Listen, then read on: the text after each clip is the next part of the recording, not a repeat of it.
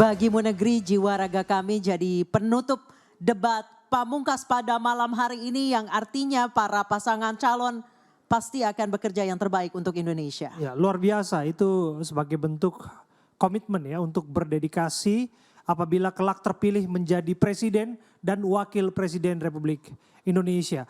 Dan harapannya juga kepada publik yang menyaksikan karena ini adalah debat pamungkas, debat terakhir. Ini menjadi informasi tambahan, barangkali ini menjadi informasi yang meyakinkan mereka untuk menjatuhkan pilihan kepada siapakah nanti yang akan mimpin Republik ini 5 tahun ke depan. Atau bahkan malam ini adalah menjadi malam penentuan bagi Anda yang disebut sebagai swing voters yang masih mengambang ke sana kemari dan menanti kepastian dari debat demi debat dan ini menjadi debat penantian atau debat pamungkas Anda yang nantinya akan menentukan pilihan Anda ke depannya. Dan pemirsa, iNews mengadakan polling untuk malam hari ini siapa kandidat capres terbaik yang paling paham mengenai tema debat pada malam hari ini dan tentunya kebutuhan masyarakat. Ya, Anda bisa berpartisipasi dalam polling tersebut, tapi itu adalah bagian dari jajak pendapat ya. Tapi yang paling jelas jangan melewatkan tanggal 14 Februari untuk memberikan hak suara Anda di bilik-bilik suara tentu saja. Karena satu suara ini sama berharganya. Nah, suara siapapun ini nggak miliki kasta. Baik, bagi Anda masyarakat rantau jangan lupa untuk pindah pilih itu masih akan diperpanjang sampai tanggal 7 Februari. Jadi manfaatkan waktu itu sebaik-baiknya agar suara Anda tidak hilang. Iya, kalau kita lihat sejenak ya suasana terkini di arena debat di Jakarta Convention Center. Ini gambaran terkini usai debat kita bisa tampilkan secara utuh ya. Dan kita akan bergabung bersama dengan Fani, rekan kami yang ada di sana, barangkali bisa menjelaskan kepada kami bagaimana, ya kami mohon maaf, maksud kami rekan kami yang di sana adalah Yasmin Atania. Yasmin, bagaimana keadaan terkini usai debat pamungkas calon presiden Republik Indonesia?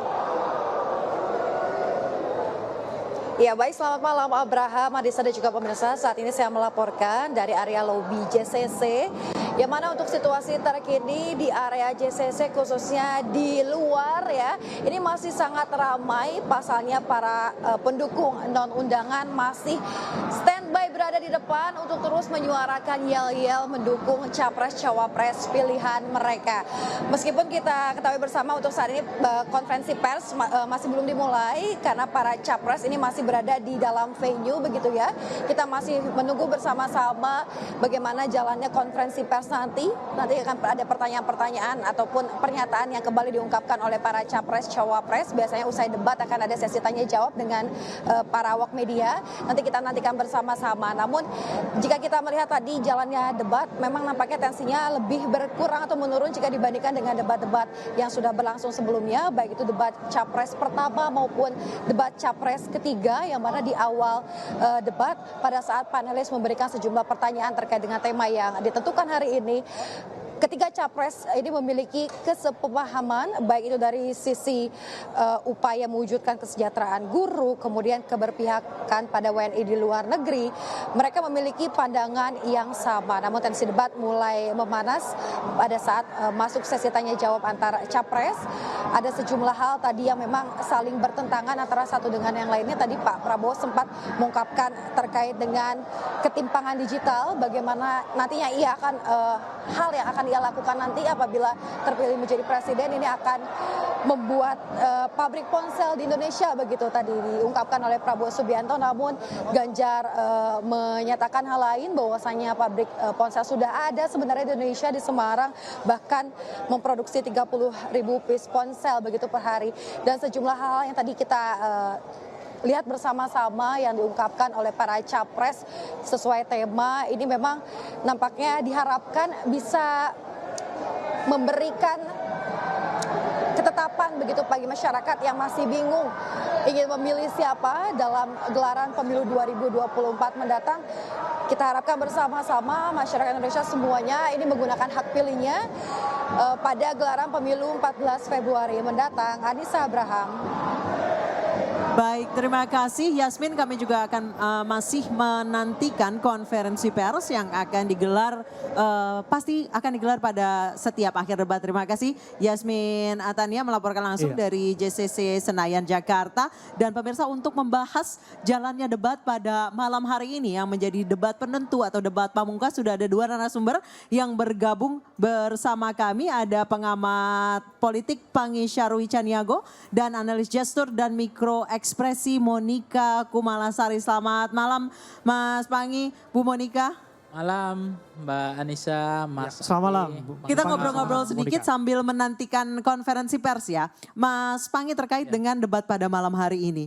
Kalau saya melihatnya malam ini bukan debat, tapi adalah support group.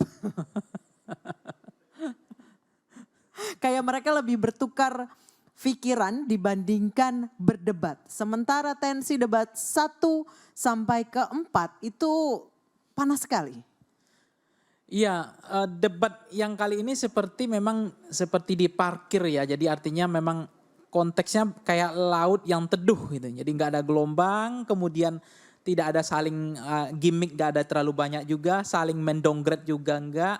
Yang paling banyak itu adalah seperti debat keluarga. Jadi setuju, saya setuju. Kemudian menanyakan lagi program saya, kira-kira Bapak setuju nggak? Setuju gitu. Jadi ini terkonfirmasi bahwa ini betul-betul debat yang hanya ajang bukan untuk terlalu dalam ya, menggali, mengejar gagasan, pikiran dan seterusnya. Jadi betul-betul yang kita harapkan sebetulnya, makanya dalam debat kali ini kurang greget. Jadi saya melihat betul-betul teduh, tenang, dan tidak ada sesuatu yang menurut saya di luar ekspektasi kita. Ekspektasi kita kan tinggi, bagaimana debat ini betul-betul ada hal yang menarik gitu. Tapi sepertinya dari awal closing statement aja yang lebih menarik sebetulnya. Oke, apa masalahnya dengan kesetujuan itu? Bukankah kemudian kalau ada ide dan gagasan yang dirasa sependapat, sah-sah saja mengatakan hal itu menjadi suatu persetujuan yang akan dikembangkan ke depan? Bukankah ini menunjukkan semangat yang sama, misalnya soal urusan ketenaga kerjaan, perlindungannya, kemudian juga urusan kemudian membangun kebudayaan dan lain sebagainya? Ya sebetulnya kan kalau udah setuju sebetulnya nggak ada gunanya debat sebenarnya. Karena memang nggak perlu didialektikakan kan, tesis, antitesis, sintesis. Jadi debat ini kan mencari tidak hanya soal bagaimana mengkonfirmasi, memverifikasi dan memvalidasi itu, tapi memastikan menggali bahwa beliau punya pikiran berbeda. Kan misalnya Anies dengan perubahannya, itu juga seperti juga tidak terlalu banyak memberikan perubahan yang konteks terakhir ini. Jadi bukan berarti setuju semua ini, seolah-olah masyarakat hari ini juga akhirnya tidak ada yang didapatkan dalam debat ini. Saya berarti konteks debat hari ini, Pak Prabowo sepertinya juga tidak mau berpikir keras lagi. Jadi artinya Pak Prabowo hanya ingin, bahkan mungkin ada juga yang mengatakan ada kekhawatiran dari debat-debat sebelumnya mereka membaca sentimen algoritma. Kalau nanti blunder maka lebih baik mereka mendiamkan suasana ini karena mereka pasti evaluasi. Jadi debat kali ini debat dengan beban, bukan dengan betul-betul mereka tidak terbebani. Jadi kalau nanti Pak Prabowo mendulang simpatik, itu mereka khawatir juga sehingga Anies dan Ganjar tidak menyerang juga kan. Ya, kita coba bergabung dulu ya ke dulu. Jakarta Convention Center. Kita akan melihat, kita tampilkan secara utuh dulu ya gambar di Jakarta Convention Center.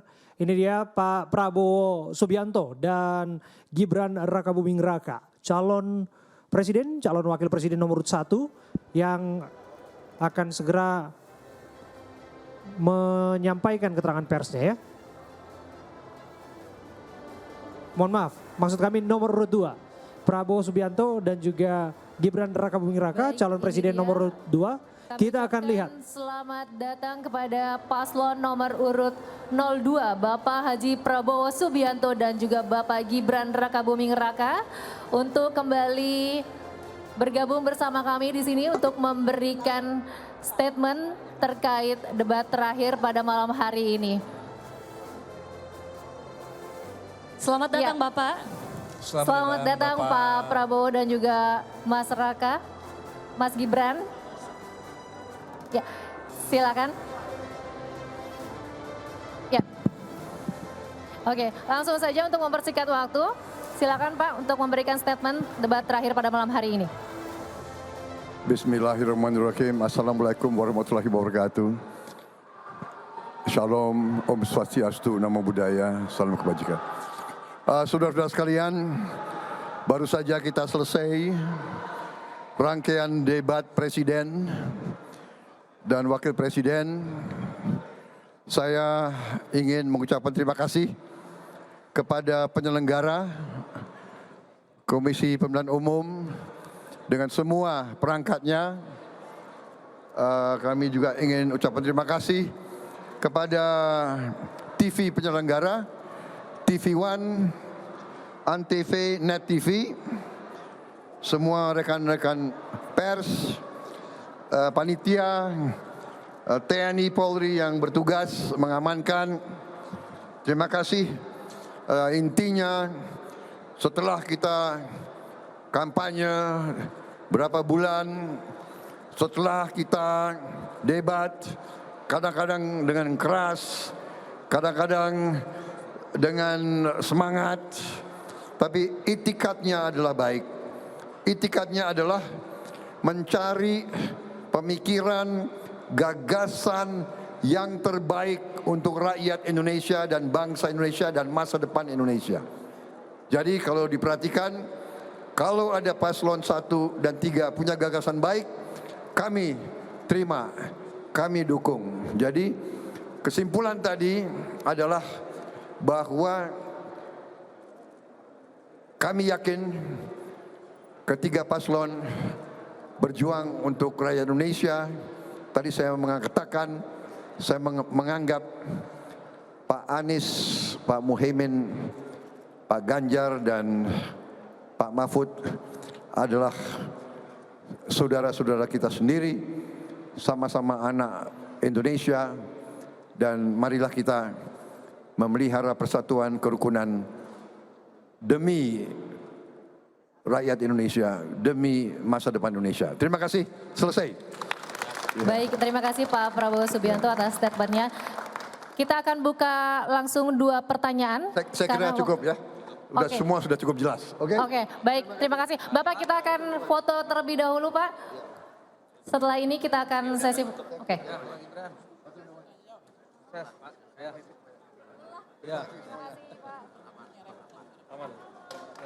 Selamat. Ya Pak, sukses Pak. Siap. Ya, itu dia keterangan pers yang disampaikan oleh calon presiden, calon wakil presiden nomor 2, Prabowo Subianto dan Gibran Rakabuming Raka.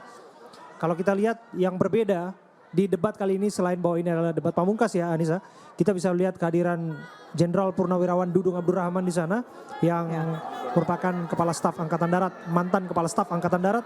Kemudian juga ada Dr. Terawan juga di sana hadir. Ada Pak Marwarar Sirait juga ada di sana. Ya. Dan kelihatannya memang ada beberapa wajah baru yang kemudian menemani ya, Pak Prabowo dan Pak Gibran dalam debat pamungkas ini. Apa yang ingin Anda cermati, Bung Pangi, mengenai apa yang disampaikan oleh Pak Prabowo barusan? Ya, ini yang kita khawatirkan. Kan dialektika diskusi itu penting. Tadi kan dianggap bagi Pak Prabowo udah selesai aja. Jadi ke depan Republik ini kalau nggak ada dialektika, nggak ada diskusi, ini yang repot. Kalau sepihak aja ngambil keputusan begini, jadi mungkin karena lelah ya atau gimana. Tapi tadi ada penghormatan terhadap wartawan dan media televisi itu luar biasa. Biasanya kan Pak Prabowo pasti ada bahasa untuk ya tendensinya beda terhadap TV gitu. Jadi ini apresiasi beliau mungkin terakhir.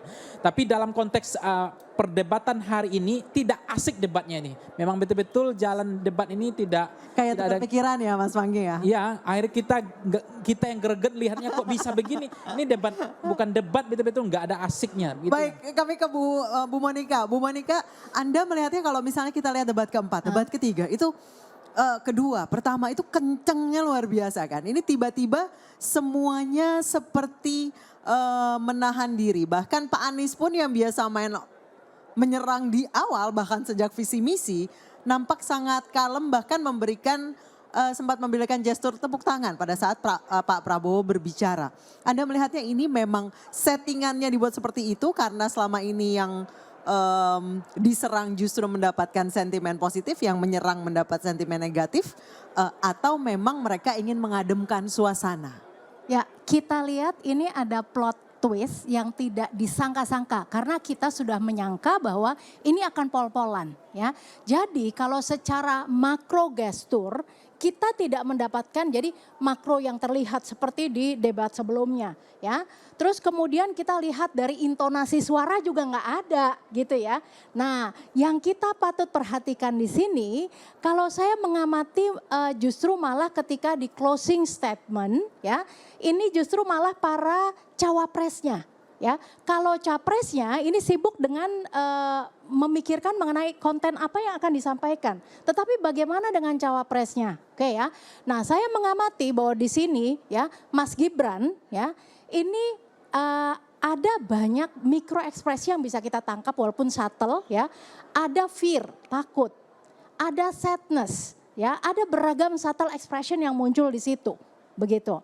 Nah, kemudian kalau kita lihat lagi di Pak Mahfud demikian juga gitu ya. Jadi ada kekesalan, ada anger dan sebagainya secara mikro begitu. Jadi ini memang mewakili perasaan-perasaan yang mereka sedang rasakan di akhir-akhir menuju ke Atau debat mungkin terakhir ini. Apa ya, ekspresi kelelahan gitu ya mungkin ya Bu Monika? Saya tidak menangkap ada kelelahan tetapi justru malah ekspresi yang kan memang bukan jatahnya para cawapres untuk bicara. Tetapi berbicara melalui bahasa nonverbalnya. Nah inilah yang muncul. Apalagi ini adalah momen di mana setelah Pak Mahfud mengundurkan diri begitu ya. Kalau misalnya masuk di closing statement tadi, Pak Prabowo menyampaikan permintaan maaf kepada masing-masing paslon. Baik itu nomor 1 maupun nomor 3. Andai kata ada yang dirasa salah dan lain sebagainya. Kalau Anda melihat arti permintaan maaf itu seperti apa sebetulnya? Ya, jadi kita lihat sekarang ini tone-nya di 02 ini lebih tone down. Ya, nah ketika tidak terlihat ekspresi-ekspresi mereka, ya kita bisa verifikasi apakah mereka ini sekarang sedang membawa misi dari kingmaker-nya. Ya, jadi kalau kita lihat lagi dari 01 yang mengusung mengenai perubahan, ini Slepetnomics dan lain-lain, ini nggak kelihatan ruhnya. Tetapi lebih setuju. Ya, jadi artinya kita boleh dong mengatakan nonverbalnya adalah mereka tetap ingin berpartisipasi di 02 ataupun 03 yang nanti akan memimpin. Begitu ya. Nah terus kemudian. Tunggu dulu. Apakah Anda melihat akan ada kemungkinan akan kongsi lahir di situ maksud Anda? Ya. Buka kemungkinan bahwa mereka akan ikut dalam kabinet apabila salah satu calon presiden terpilih? Nah itu. Ya, saya menganalisa justru ini yang menjadi strong point-nya di sini. Bahwa 01 ini sedang menawarkan ya atau membuka diri untuk suatu kolaborasi.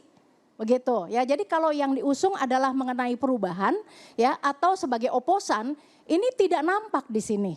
Begitu. Nah, kemudian kita lihat di 02 sama 03 mana yang kira-kira lebih strong untuk tetap mau maju dengan visi dan misi mereka ya. Nah, ini dari Pak Ganjar ya, ini masih kuat sekali. Ini Pak Ganjar closing statement-nya agak kencang. Masih soal HAM dan lain sebagainya, rekam jejak dan lain bahkan sebagainya. di awal ketika visi dan misi ini masih menyinggung mengenai saya catat ada beberapa divisi dan misi ini masih menyinggung ada beberapa hal mengenai apa ya? Saya buka catatannya dulu dong nih. Oke, jadi ini masih banyak beberapa hal yang disinggung di awal. Kita nanti gitu akan ya. dalami.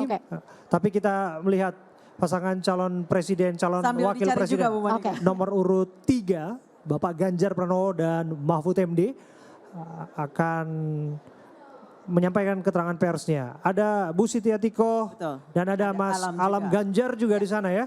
Putra satu-satunya yang selalu ya turut menemani.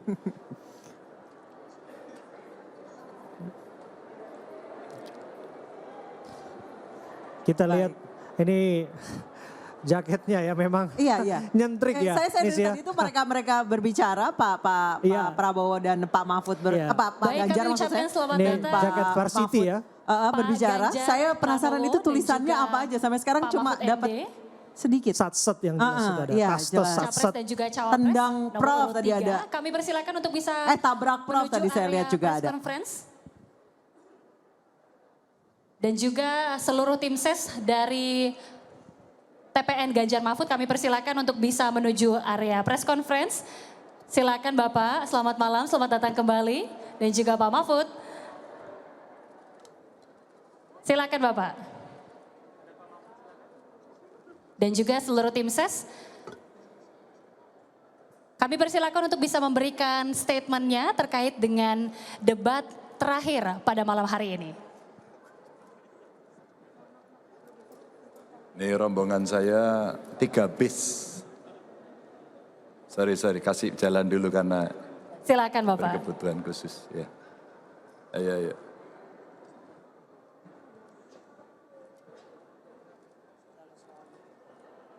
Ada yang mau tanya?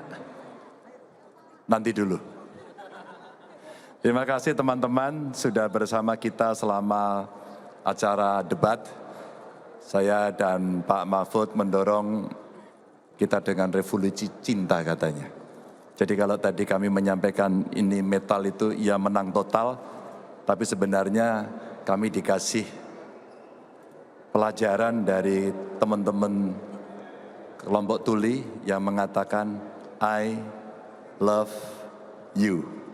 Dan itu adalah ini.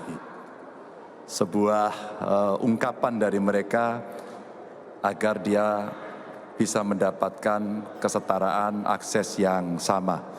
Dan tentu ini perdebatan terakhir yang saya kira paling penting didengarkan oleh masyarakat.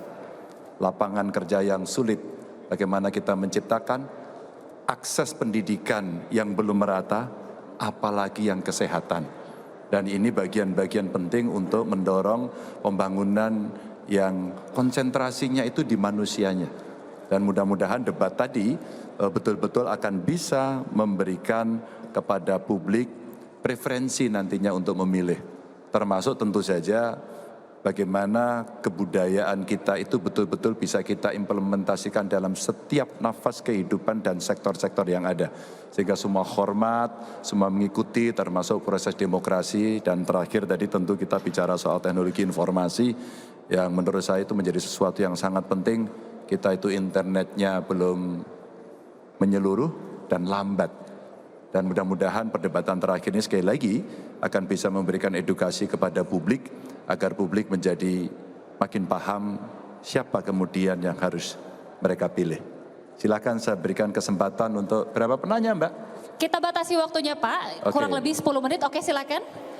1, boleh langsung? Silakan. Silakan. Ya, silakan. Dari sini saya dengar kok.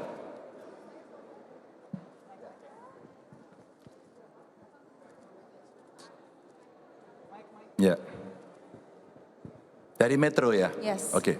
Terkait dengan bansos, saya penasaran kenapa pertanyaan terkait dengan bansos ini ditanyakan kepada Pak Anies, mengingat bahwa Bapak sempat menyampaikan bahwa ada klaim-klaim kasus terkait dengan bansos yang diklaim menguntungkan pihak tertentu. Saya ingin memberikan pertanyaan aktual yang hari ini ada di publik, bahwa kewajiban negara adalah melindungi segenap warga rakyatnya, dan salah satunya adalah pemberian bansos. Maka ketika terjadi klaim yang begitu masif, ketika anggaran juga besar dan pemberiannya frekuensinya lebih banyak lagi di awal-awal tahun ini, maka tentu saja kami menanyakan itu agar publik bisa tahu apa sebenarnya. Ketika kemudian data juga belum terlalu bagus. Ketika kemudian masih banyak masyarakat, loh kok saya tidak dapat begitu. Dan sekarang semua menyampaikan itu. Maka itu menjadi pertanyaan, ya kalau kesempatan saya bertanya mungkin kepada Pak Prabowo, pada kesempatan juga akan saya tanyakan. Karena ini menjadi perhatian publik gitu. Sehingga publik akan tahu pada persoalan sebenarnya seperti apa. Karena itu adalah kewajiban negara. Baik, terima kasih penanya selanjutnya. Silakan yang di sebelah kiri. Oke, ya Mas yang di sebelah kiri, oke. Selamat malam Pak Ganjar, Pak Mahfud. Saya Zulnis dari tvrinews.jakarta.com. Pak, izin saya mau bertanya mengenai bansos kembali. Jadi PDIP baru memberikan informasi bahwa ada potongan 5% dari setiap kementerian untuk pengadaan bansos ini, Pak. Apakah Pak Ganjar sudah mengetahui hal ini? Dan apakah jika sudah tahu, apakah tanggapannya seperti apa? Dan untuk Pak Mahfud yang dulunya pernah di Menko Polhukam, apakah membenarkan adanya temuan pemotongan anggaran 5% dari setiap kementerian ini untuk bansos, Pak? Seperti itu. Lalu terakhir, Pak, apakah ada pesan untuk para swing voters, mengingat ini adalah debat terakhir, debat pamungkas, bagaimana Bapak bisa meyakinkan para swing voters ini untuk memilih pasangan 03? Terima kasih, Baik, Mas. Terima kasih. Pak Mahfud Silakan. dulu aja ya. Silakan, Mbak. Yang Potongan itu dulu ada namanya realokasi anggaran. Dari sekian anggaran lalu dipotong untuk pada waktu itu COVID dan bantuan sosial, BLT dan sebagainya. Itu saja yang saya tahu. Saya tidak mengetahui secara detail, kalaulah kemudian terjadi, saya kira proses politik yang ada di parlemen bisa melakukan kontrol itu. Kalau hari ini ada indikasi-indikasi tidak benar, saya kira parlemen yang harus melakukan tindakan oversight atau pengawasan terkait dengan itu. Maka saya katakan di depan tadi, ini kok naiknya tinggi sekali. Ayo dikontrol yuk agar tidak disalahgunakan. Maka klaim-klaim yang muncul itu mesti kita kontrol agar kemudian tidak menjadi klaim sepihak. Bahwa ini memang keputusan dari institusi negara dan ini dipergunakan untuk rakyat itu. Baik, terima kasih. Kita selanjutnya akan berikan kesempatan untuk seluruh tim ses untuk bisa berfoto bersama. Silakan Bapak. Belum dipoto ya? Belum Bapak. Oh ya, silakan boleh di take out dulu.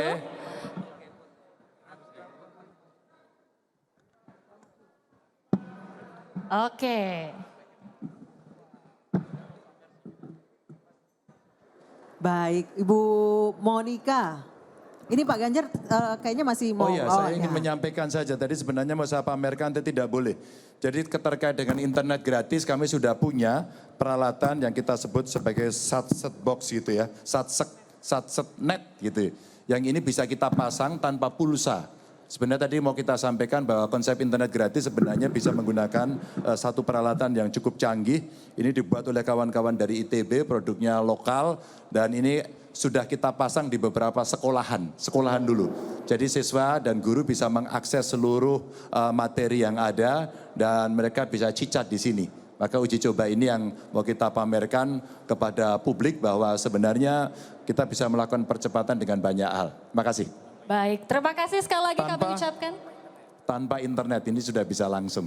Oke, terima kasih sekali lagi Pak Ganjar, Pak Mahfud dan juga seluruh tim ses dari TPN Ganjar Mahfud kami persilahkan. Nah Ibu Monica mungkin boleh dilanjutkan yang tadi kita bahas. Tapi barangkali spesifik ya, kita mau minta tanggapan Bu Monica mengenai membaca gestur Pak Ganjar saat berdebat dan saat menyampaikan pernyataan pers baru saja. Sama atau beda?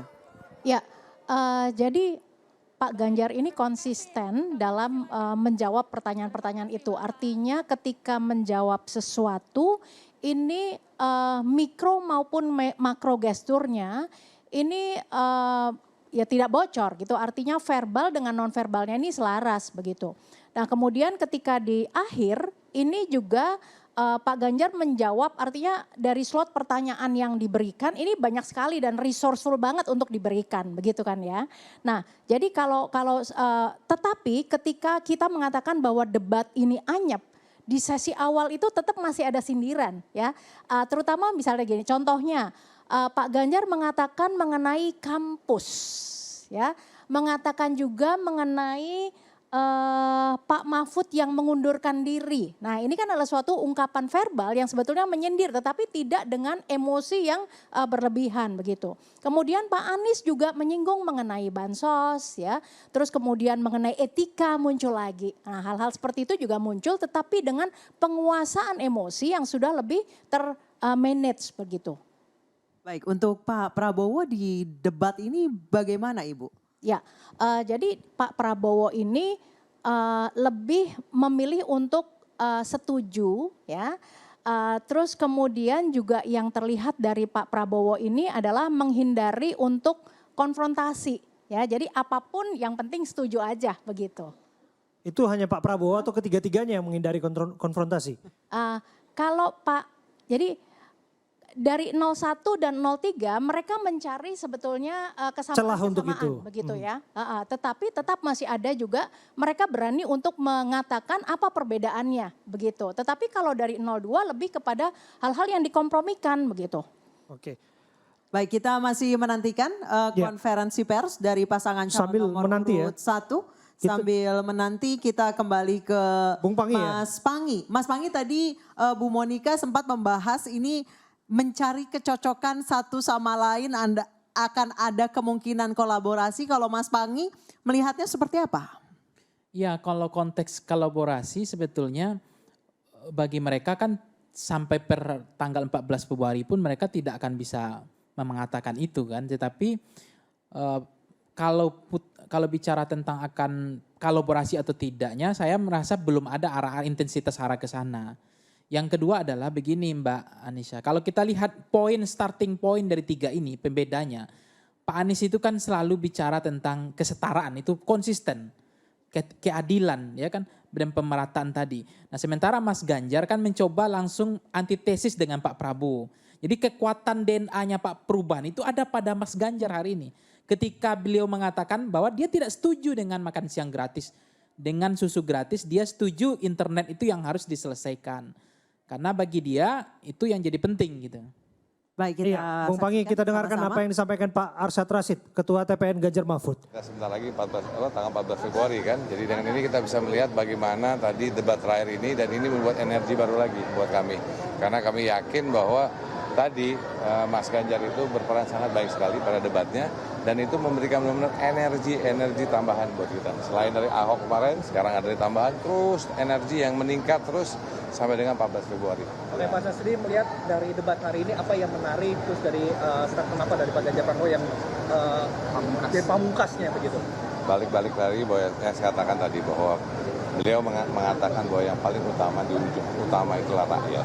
Jadi apapun yang dilakukan adalah untuk rakyat. Jadi balik tadi bahwa jangan kita boleh bagaimanapun, tapi utamanya adalah tadi bicara mengenai itu dia pernyataan dari Pak Arsyad Rashid. Kita akan kembali bergabung ke JCC karena kita akan menyaksikan pernyataan pers yang disampaikan oleh Anies Rashid Baswedan dan Muhaimin Iskandar, pasangan calon presiden, calon wakil presiden nomor 1 yang akan bergiliran ya. Ini giliran mereka saat ini untuk menyampaikan keterangan pers. Kita akan saksikan bersama. Dan pemirsa, saat ini Pak Anies maupun Pak Muhaimin Iskandar berjalan ke lokasi konferensi pers ditemani oleh istrinya masing-masing. Dan beserta dengan Timnas Amin. Ya, saya kira ketiga paslon sudah lega lah ya untuk urusan berdebat dalam forum KPU sudah selesai. Ya, saya ucapkan selamat datang kepada pasangan calon presiden dan calon wakil presiden nomor urut 1, Bapak Haji Anies Rashid Baswedan PhD dan juga Bapak Dr. Honoris Causa Haji Abdul Muhaimin Iskandar beserta Timnas Amin untuk segera menuju ke konferensi pers.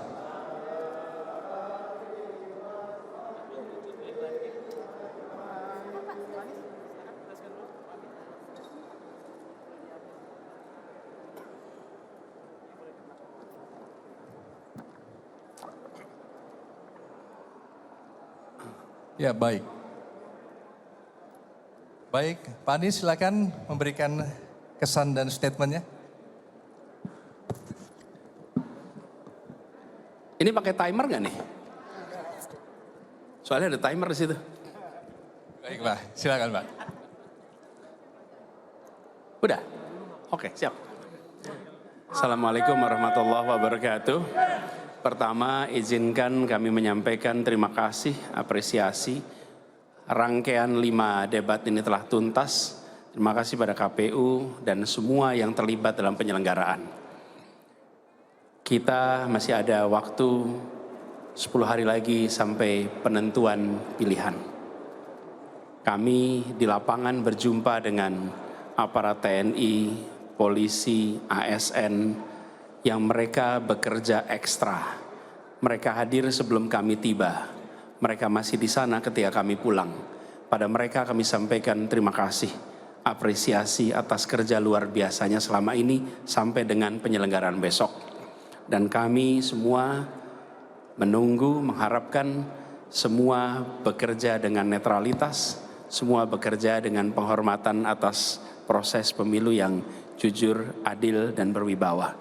Dalam kesempatan debat tadi, kami menyampaikan gagasan tentang negara yang hadir untuk melindungi, memerdekakan, meningkatkan derajat rakyat untuk merasakan adil makmur bagi semua. Kami ingin negara hadir dengan rasa cinta kasih, rahman, rahim, welas asih yang merangkul semuanya. Memberikan rasa tenang kepada yang paling lemah, memberdayakan yang di tengah, dan mengayomi juga bagi yang besar. Tapi juga negara yang tegas, negara yang bertindak keras kepada siapa? Kepada mereka yang koruptif, kepada mereka yang mengambil keuntungan dari ketimpangan, kepada mereka yang komprador. Negara yang tidak lembek berhadapan dengan para pelanggar hukum dan pelanggar etika. Itu yang kami sampaikan tadi, dan kami berharap rakyat Indonesia pada tanggal 14 Februari besok akan memilih dengan menggunakan hati nuraninya. Ada mesin-mesin yang beroperasi untuk melakukan upaya-upaya yang mungkin bertentangan dengan etika dan prinsip-prinsip hukum. Tapi kami yakin rakyat Indonesia akan menggunakan hati nurani, akan menitipkan kepercayaan kepada salah satu untuk membawa Indonesia ke depan. Yang dalam harapan kami, kita semua ingin perubahan, ingin Indonesia yang lebih adil makmur untuk semuanya. Karena itu kami bersyukur telah menuntaskan rangkaian debat tadi untuk menyampaikan semua gagasan, semoga menjadi bahan pertimbangan. Dengan segala kerendahan hati, kami berdua menegaskan bahwa ketika amanat diberikan, ketulusan, pengabdian, keseriusan akan menjadi pegangan dalam menjalankan tugas. Terima kasih atas kesempatannya. Insya Allah kita semua mendapatkan kemudahan di dalam mengubah Indonesia menjadi adil makmur untuk semuanya. Terima kasih. Baik, terima kasih Pak Anies. Jika ada yang mau bertanya. Oke. Reza dari iNews TV, Mas. Debat pamungkas berharap berlangsung panas, namun terjadi malah lemas. Pak Anies pun seperti namanya sangat manis. Debat pun banyak yang menyangka seperti rapat karena terlalu banyak kata sepakat. Yang saya ingin tanyakan di sini bukan lebih kepada substansi, tapi strategi. Mengapa Pak Anies debat kali ini sangat bermain manis? Bahkan ada sesi tema saat pendidikan. Kalau kita melihat perjalanan debat, Pak Anies seringkali tidak bisa dipungkiri Pak Anies selalu bermain menyerang. Ketika ada sesi pendidikan mungkin ada waktunya juga, katakanlah Pak Anies menyerang dalam sesi pendidikan etika. Itu tidak ada dalam Pak Anies kali ini. Langsung ke pertanyaannya aja. Langsung ke pertanyaannya ini aja. adalah bagian dari strategi Pak Anies jelang pemilihan yang hanya tinggal beberapa hari lagi? Terima kasih. Terima kasih. Ya, saya jawab. Debat ini kan yang paling penting adalah tujuannya.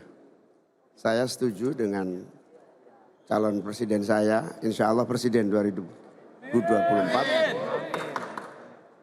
Hasil perjalanan panjang hampir setahun ini, ketemu bersalaman dengan semua orang itu, kesimpulannya negara tidak boleh cuek, pemerintah tidak boleh abai, negara harus memberikan sebanyak-banyak kebutuhan rakyat terpenuhi sehingga negara tidak boleh berdagang, pemerintah tidak boleh berdagang dengan rakyatnya. Nah, itu clue pertamanya. Clue yang kedua, kesimpulan debat ini coba renungkan sampai malam nanti. Pak Prabowo, Pak Ganjar, dua-duanya sudah bergeser, setuju perubahan. Coba renungkan aja nanti malam, saya nggak ngarang ini.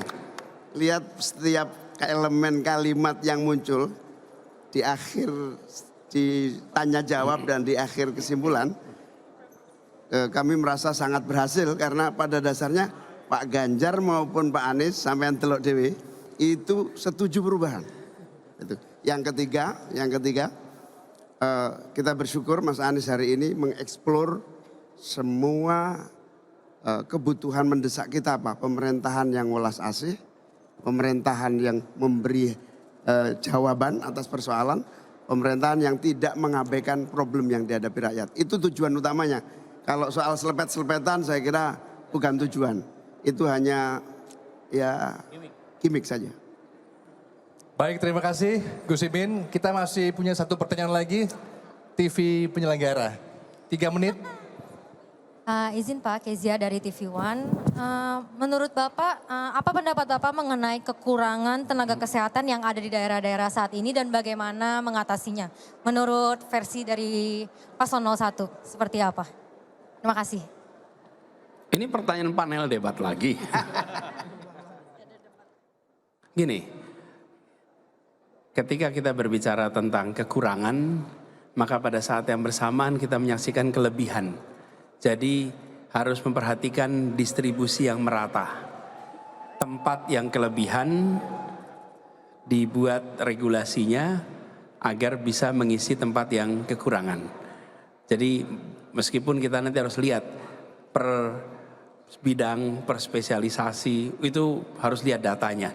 Tapi intinya adalah kita menginginkan 2, soft infrastrukturnya, tenaga medisnya, dan hard infrastrukturnya, fasilitas kesehatannya, dua-duanya harus merata. Prinsipnya itu kira-kira. Dan kami tadi sampaikan bahwa kita ingin rakyat Indonesia menyaksikan gagasan yang dibawa. Dan gagasan inilah yang rasanya tadi kami sampaikan semaksimal mungkin dipahami dengan baik oleh rakyat Indonesia yang menonton debat tadi. Baik, terima kasih Pak Anies dan juga Gus Imin beserta Timnas Amin. Dan sekarang kita laksanakan sesi foto. Mungkin sesi foto bersama. Foto sama media? Di sini. Oh, di sini. Iya. Itu dia keterangan dari Anies Rashid Baswedan dan Muhaimin Iskandar, paslon nomor urut 1. Komentar Anda, Bung Panggi, mengenai apa yang disampaikan oleh Pak Anies, khususnya apa yang disampaikan oleh Cak Imin tadi menjawab pertanyaan wartawan. Iya memang apa yang ditanya Cak Imin jawabannya beda gitu kan. Kenapa nggak ofensif? Kenapa perubahannya justru sama Mas Ganjar? Jadi harusnya langsung saja bahwa kekhawatiran dalam debat sebelumnya justru ketika menyerang yang mendulang elektoral empatiknya jatuh ke Pak Prabowo. Mungkin itu yang membuat mereka gagap, agak kekhawatiran. Ya udah akhirnya mereka mengambil jalan tidak blunder, main tenang saja. Padahal isu-isu pendidikan mereka pasti tahu. Ya, maksudnya Pak Anies pernah menjadi Menteri Pendidikan, Cak Imin pernah menjadi Menaker Trans, harusnya dua-duanya sangat menguasai mengenai hal itu. Harusnya begitu kan, termasuk mereka diberhentikan kenapa kan skandal keuangan itu skandal pendidikan kan. Oke. Nah, yang kedua gini Bang. Yang kedua bisa ditahan dulu karena kita harus break sejenak. Oke Bung Panggi dan Bu Monika. Kita akan berdiskusi, berdialog lagi saat lagi, tapi kita harus break sejenak. Kami akan kembali untuk Anda sesaat lagi.